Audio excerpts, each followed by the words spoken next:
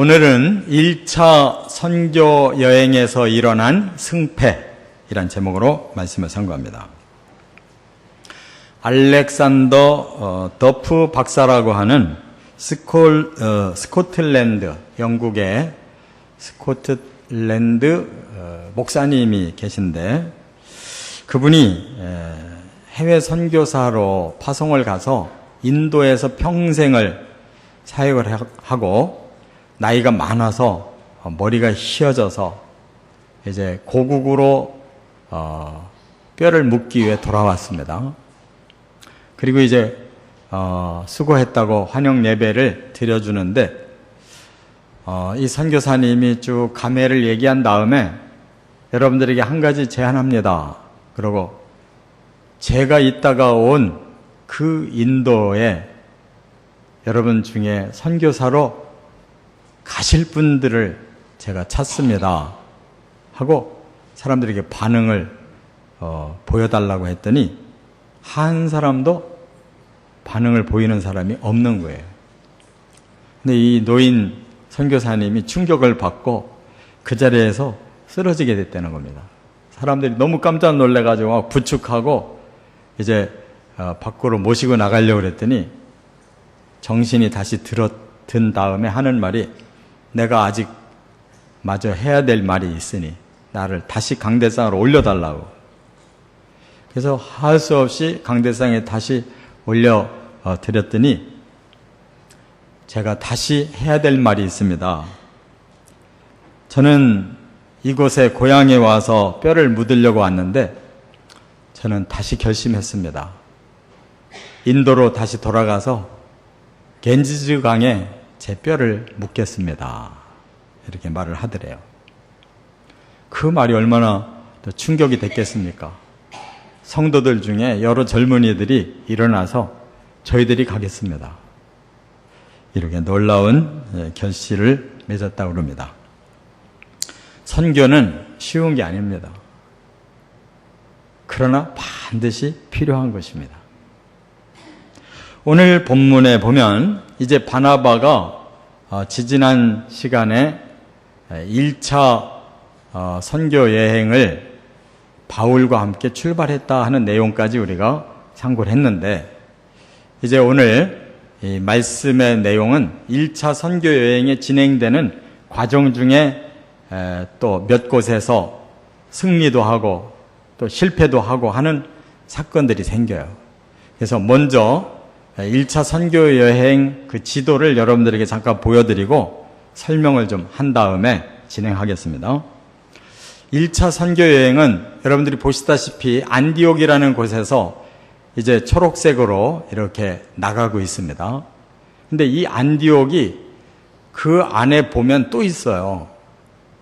그래서 그 시대에 도시 이름이 같은 곳이 두 개인데, 출발지 안디옥은 수리아 지역의 안디옥, 그리고 저 중심부에 있는 안디옥은 비시디아 지역의 안디옥, 이렇게 그 지역이 다릅니다. 우리나라도 경기도 광주, 전라남도 광주가 있듯이 저기도 똑같아요. 우리나라보다 훨씬 큰 나라입니다, 저희가. 그런데 거기서 출발해가지고 이제 구브로라고 하는 섬으로 가기로 했기 때문에 실루기아라고 하는 항구에서 배를 타고 구브로의 항구로 도착했는데 거기가 살람이에요. 거기서 복음을 전하다가 중요한 도시인 바보라고 하는 정반대편 서편 끝에 있는 도시로 간 겁니다. 거기가 그 지역의 수도예요. 이제 오늘 본문 내용은 거기서 일어난 승리의 사건을 말씀하고, 그리고 다시 배를 타고 저 내륙으로 들어갑니다. 거기에서 버가라고 하는 항구 도시를 만나는데 거기서는 실패하는 사건이 일어나요. 그 다음에 다시 내륙 중앙으로 쭉 들어갔는데 거기가 비시디아 지역의 안디옥이라는 곳인데 지금의 터키의 한 중앙까지 들어간 겁니다. 그 비시디아 안디옥에서 또 큰 승리를 거두어요. 이 세 가지의 내용을 말씀을 할 것인데, 선교의 사역은 승리만 있는 게 아닙니다. 그리고 이건 1차 사역이기 때문에 아무것도 아니에요. 2차, 3차로 갈수록 바울이 매도 맞고 감옥에도 들어가고 죽을 뻔도 하고 이렇게 여러 사건들이 많이 일어나요. 오늘의 이 승패가 저와 여러분에게도 관계가 있는 거예요. 왜? 이것이 신앙생활의 여정이고 또 우리도 오늘날 현재 이 땅에서 선교 사역자들이 당하고 있는 그런 사역의 내용이기 때문에 우리가 선교에 관심을 갖고 기도를 어떻게 해야 될 것인지, 어떻게 선교 후원을 해야 될 것인지 좀 더 구체적인 하나님의 음성을 듣는 시간 되시기를 바랍니다.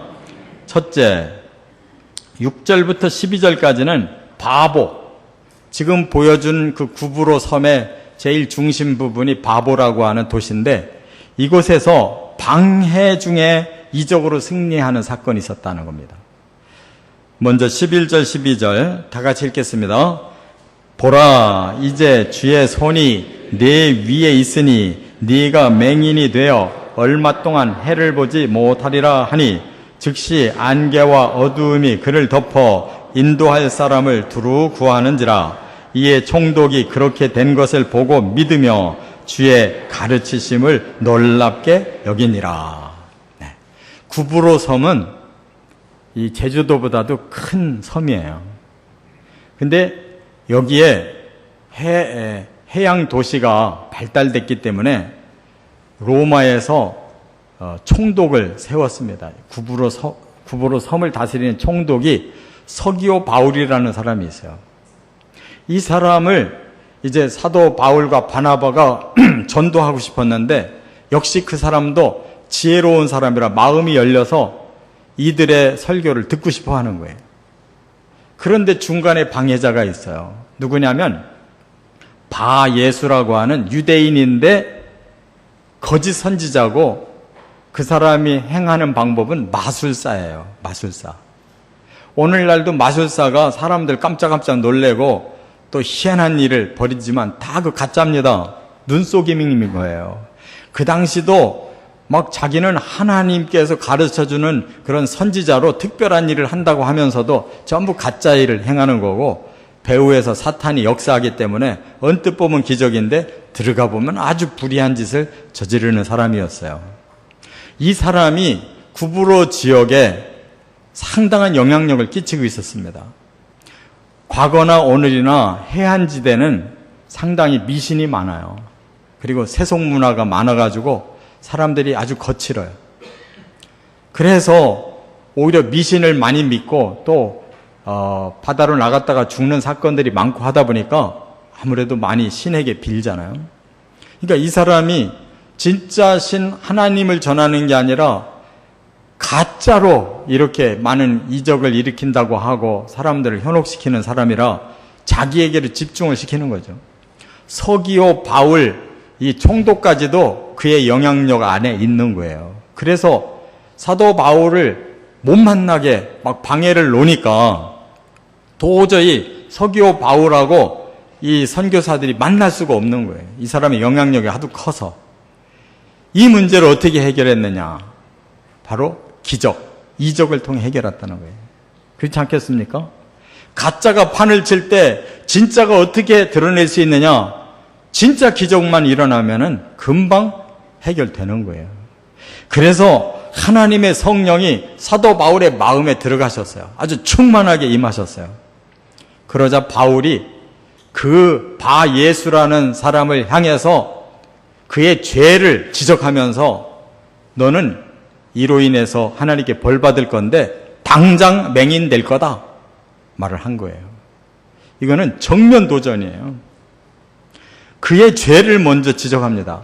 여러분, 눈앞에서 너는 이런 죄인이야 라고 죄를 지적하는 말이 쉬운 게 아니에요.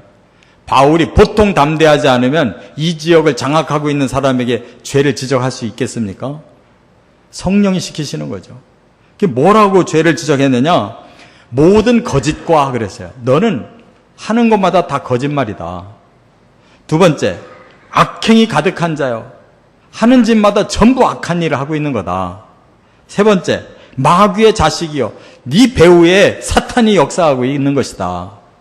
네 번째, 모든 의의 원수요. 의로운 사람들에게 너는 대적자다. 원수짓 하는 것이다. 다섯 번째, 주의 바른 길을 굽게 한다. 너는 하나님의 길을 너는 삐뚤어지게 만들어주고 있구나. 이렇게 지적했어요. 얼마나 정확해요. 오늘날도 하나님 대적하고 방해하는 자들이 그 공통점이 바로 여기에 있어요. 거짓말이 횡행합니다. 하고 나서 남아있는 건 전부 악한 짓이에요. 그리고 불의를 저지릅니다. 그리고 하나님 일을 굽게 해서 방해놓는 일, 의롭게 살려고 하는 사람들을 전부 적으로 돌리는 사람들이에요. 그리고 선포한 대로 그 즉시에서 이 사람이 맹인이 돼가지고 꼼짝 못하니까 사람들한테 막 나 좀 붙들어 달라고 해서 이렇게 한순간에 꼬꾸라졌어요. 여러분, 하나님께서 당신을 친히 드러내시기 위해 온 세계에 하나님 살아계신 증거로 기적 주신다는 거 믿으시기 바랍니다. 특별히 처음 복음이 들어가는 선교지에서는 이런 기적이 일어나요. 왜냐? 하나님을 보여줄 수밖에 다른 방법이 없어요. 그래서 사람들이 미신에 쏙 빠졌던 사람, 진짜 기적을 보면 하나님 앞으로 다 돌아올 수가 있다는 거예요. 그래서 사도 바울이 데살로니가 교회를 세우게 됐는데 거기서 자기가 이렇게 사역했다고 간증하는 내용이 바로 이 말이에요. 데살로니가전서 1장 5절에 보니까 이는 우리 복음이 너희에게 말로만 이른 것이 아니라 또한 능력과 성령과 큰 확신으로 된 것입니다. 한번 여러분 자신을 돌아보세요. 복음이 여러분들에게 처음 접해서 여러분이 그 복음을 믿게 된 것이 전도하는 말뿐이었습니까? 말만 듣고 예수 믿었어요? 그게 아니었어요. 우리의 마음을 흔드는 놀라운 영적 파워가 임한 거예요. 그리고 성령을 받은 것입니다. 그리고 내 마음에 확신이 생겨서 믿게 됐고 오늘까지 온 줄 믿습니다. 이런 역사가 다른 사람들에게도 일어난다 그 말이에요. 그걸 우리는 믿고 행해야 되는 거예요. 두 번째, 13절. 버가에서는 마가의 이탈로 상처가 생겼다 하는 걸 말씀하고 있어요. 한번 13절 같이 읽어보고 말씀 풉니다. 바울과 및 동행하는 사람들이 바보에서 배 타고 밤빌리아에 있는 버가에 이르니 요한은 그들에게서 떠나 예루살렘으로 돌아가고. 이 구브로 섬 바보에서 이렇게 기적으로 승리를 거둔 다음에 배 타고 내륙으로 이제 건너갔어요. 거기 항구 도시가 버가라는 곳이에요. 근데 여기서는 아무 사역에 그 승리가 없이 오히려 큰 사건만 일어나요. 그게 뭐냐? 여기 요한이 예루살렘으로 돌아갔다 그랬는데 이 요한은 누구냐면 마가를 말하는 거예요. 마가 요한. 이 마가가 누굽니까? 바로 예루살렘 교회의 본부, 그 주인 아들이에요. 마가의 어머니가 바로 예루살렘 교회의 본부를 지키고 있는 주인이에요. 그래서 마가의 다락방 그런 것이 바로 그 본부를 말하고 거기서 성령 받은 거예요. 지금도 성지순례 가면 마가의 집을 가봐요. 그 당시에 대단한 사람이에요. 그 중심가에 그런 2층집 가지고 있고 넓은 홀에 거기 150명이 꽉 껴가지고 기도하다가 성령 받은 거예요. 나중에 예루살렘 교회 본부가 되는 겁니다. 기독교 집안에 아주 일대로 뼈대 있는 집안의 아들이라는 말이에요. 근데 이 사람이 일찍 깨인 거예요. 그래서 나는 선교해야 되겠다. 왜냐하면 그 외삼촌이 바나바예요. 그러니까 자기 어머니하고 외삼촌하고 남매지간인 거예요. 다 이렇게 엮여 있어요. 그래서 이 사람이 영향을 받아가지고 나 1차 선교 여행에 나도 가겠습니다. 그래가지고 따라 나섰어요. 그 앞에 5절에 보면 수행원으로 함께 참여했다고 그랬어요. 보조로 들어온 거죠. 그런데 바부에서 그런 승리를 거두고 이제 내륙으로 진출하자 그래서 들어간 첫 번 버가성에서 그만 요한이 마가가 뭔 일이 생겼는지 나 그만하고 갈 거야. 그러고는 바나바와 바울을 제쳐버리고 그냥 돌아간 거예요. 예루살렘 자기 집으로 돌아갔어요. 너무 큰 충격을 받은 겁니다. 그렇지 않겠어요? 이제 막 시작했는데, 이제 막 내륙을 이제 점령하러 들어갈 참인데, 이 마가가 너무 어려서 아직 철을 몰라가지고 자기 마음에 안 들면은 그냥 이렇게 돌아서 버리는 거예요. 이런 철부지들 많잖아요. 큰 일을 지멋대로 제껴버리는 사람들이 있어요. 나중에 어떻게 될런지 생각 안 하고 그냥 혈기만 쏟고 그냥 자기 때만 쓰는 이런 아주 꼴불견이 있어요. 이런 사람들 때문에 큰 실패를 거둔 거예요. 버가에서는 아무 일도 할 수가 없었어요. 그러나 우리는 그 뒤에 사건까지 다 압니다. 성경을 통해서. 마가가 그렇게 돌아가서 계속 마가는 삐뚤어진 삶을 살기만 한 건 아니었다는 거예요. 우선 그 다음에 2차 선교여행 때에 더 큰 문제가 발생해요. 15장으로 넘어가 보면 사도 바울이 야, 우리 1차 선교여행 잘 마치고 왔는데 궁금하다. 거기 다시 한번 좀 가자. 그래서 2차 선교여행을 제안해요. 그러니까 바나바가 좋아. 그 대신 지난번에 중간에 토라져가지고 이렇게 사건이 일어난 마가도 다시 데리고 갈 거야. 외삼촌이 팔이 안으로 굽는다고. 벌써 그 객관적인 마음을 잃어버렸어요. 바나바가. 자기 조카 다시 또 데리고 간대. 그러니까 사도 바울이 딱 끊어버렸어요. 앞에서 제대로 일 안 한 사람 이번에 또 데리고 가면 안 된다. 딱 끊어버리고 다른 사람 선택한 거예요. 신라를. 그러니까 바나바가 져야 되는데 끝까지 고집 부리고 그래가지고 크게 다퉜대요. 그래서 바나바는 난 그러면 마가 데리고 다시 구부로로 갈 테니까 너 알아서 해. 그럼 먼저 가버린 거예요. 교회가 얼마나 근심이 생겼겠어요. 그러나 수습해서 바울이 신라를 선택하고 성도들의 환송을 받고 정식으로 출발한 거는 바로 바울 편이었단 말이에요. 나중에 어떻게 됐어요? 바나바가 구브로로 마가 데리고 간 사역은 흔적이 없어요. 더 이상 성경에서 소개를 안 해요. 인간의 마음으로 출발한 거기 때문에 친척지간에 아무리 감싸고 돌아도 하나님 일이 아니면 성경에서 빠지는 거예요.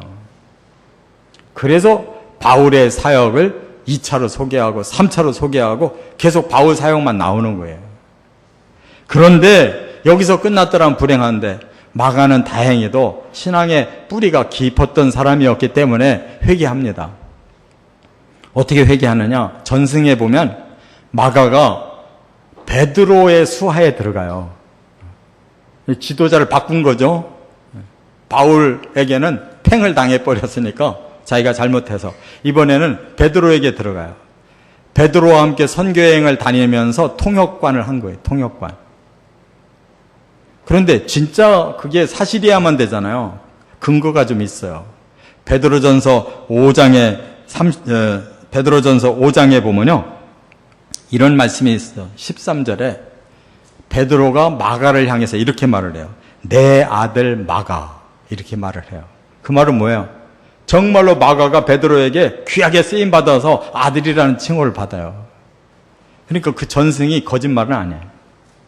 그리고 나서 다시 사도 바울하고 늦지감치 화해를 해요. 그래서 골로새서 4장 10절에 보면 사도 바울이 이런 말을 합니다. 나와 함께 갇힌 아리스다고와 바나바의 생질 마가와 하면서 이 마가에 대하여 너희가 명을 받았음에 그가 이르거든 영접하라. 마가를 다시 불러들이는 사도 바울이 화해가 된 겁니다. 그리고 바울이 마지막 감옥에 갇혀 있을 때 디모데 후서 4장에 보면 이제 바울이 다 늙었고 그렇게 여러 사람이 따라다니던 그런 참모들이 많이 떠났어요. 그래서 디모데 후서 4장 10절에 대만은 이 세상을 사랑하여 나를 버리고 데살로니가로 갔고 그레스게는 갈라디아로 디도는 달마디아로 갔고 누가만 나와 함께 있느니라. 디모데 네가 올 때에 마가를 데리고 와라. 그가 나의 일에 유익하니라. 그랬어요. 사람이 죽어갈 때 옆에 두고 싶은 사람 믿는 사람이잖아요. 마가 데리고 오래요. 그러니까 하나님의 사역자들이 끝이 좋으면 되는 거예요. 중간에 의견 갈라지고 자기 멋대로 할 수 있지만 마지막에 하나님 중심으로 다시 뭉쳐지고 하나님 일하면 되는 거예요. 그래서 베드로도 모셨고 사도 바울도 모셨던 이 마가가 마가복음을 쓰는 것, 복음서 중에 제일 먼저 쓰인 마가복음의 그 저자가 됐다니 얼마나 영광스럽고 그 지식이 얼마나 확실했으면 제일 먼저 복음서 중에 마가복음에 나왔겠냐고요. 깨달으시 바랍니다. 하나님 안에서 다시 돌이키면 얼마든지 쓰임받을 수가 있고 하나님의 일꾼으로 남는 거예요. 마가는 거기서 그치질 않아요. 두 지도자가 순교를 당하니까 로마에서 그가 자기는 이집트로 넘어가요. 이집트의 복음화를 위해서 교회 세우고 헌신하다가 거기서 순교당해서 죽었다 그 말이에요. 이처럼 한 사람의 인생 전체를 봐야 돼요. 젊어서는 혈기로 자기 멋대로 잘못할 수 있었습니다. 그러나 끝은 좋아야 돼요. 반드시 하나님 앞으로 돌아와서 아름다운 마감을 해야 될 줄 믿습니다. 끝으로 세 번째, 14절부터 16절 그리고 42절부터 43절까지 보면 이제 세 번째 승리가 또 나오는데 비시디아 안디옥에서 말씀으로 승리했다 하는 것을 소개하고 있어요. 자, 42절, 43절 한번 같이 읽겠습니다. 그들이 나갈새 사람들이 청하되 다음 안식일에도 이 말씀을 하라 하더라.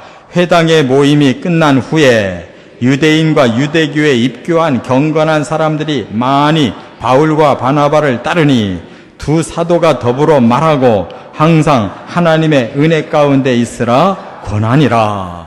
네. 이제 내륙 지방으로 다 들어가서 터키의 한 중앙에 비시디아 안디옥이라고 하는 큰 도시를 가게 됩니다. 거기서 안식일 날 바울이 말씀을 전한 거예요. 그랬더니 예배를 마치고 사람들이 나가는데 다음 안식일 날 또 오셔서 말씀 좀 전해주세요. 얼마나 은혜롭습니까? 말씀 전했는데 잘 들었습니다. 그러고 그냥 가버리면 바울로서는 실패잖아요. 근데 다음 주에 또 듣기 싶대요. 그래서 그 다음 주에 또 모였는데 온 시민의 거의 다가 와가지고 들었다고 그랬어요. 그리고 첫날도 예배 마치고 나니까 유대인과 또 많은 경건한 사람들이 그 복음을 받아들여서 사도 바울과 바나바를 따르더라 이렇게 말씀하고 있어요. 대성공을 거둔 것입니다. 사도 바울의 주특기가 말씀 전하는 건데 드디어 여기서부터 비시디아 안디옥에서부터 그 말씀이 통한 거예요. 그래서 놀라운 열매를 거둔 것입니다. 말씀이 위대한 것은요, 기적이라고 하는 것은 일어날 때뿐인데 말씀은 전해지기 시작하면 이것이 파급 효과가 크고 계속 들을수록 말씀 안으로 사람의 변화와 역사가 일어나기 때문에 말씀을 제대로 들으면 그 들은 사람들이 마음에 변화가 일어나는 것입니다. 그러면 성령이 임하고 하나님의 사람으로 확신 있게 성장되는 것임을 믿습니다. 이제 마지막으로 제가 예화 하나를 좀 얘기할게요. 이솝의 우화인데 까마귀가 어느 날 몹시 목이 마른 거예요. 물을 못 찾으면 죽을 것 같은 거예요. 그래서 막 열심히 찾아다니다가 항아리 하나를 발견했는데 그 항아리에 반쯤 물이 차 있는 거예요. 야, 살았다 하고 항아리에 딱 앉았더니 아무리 고개를 숙여도 물이 안 닿아.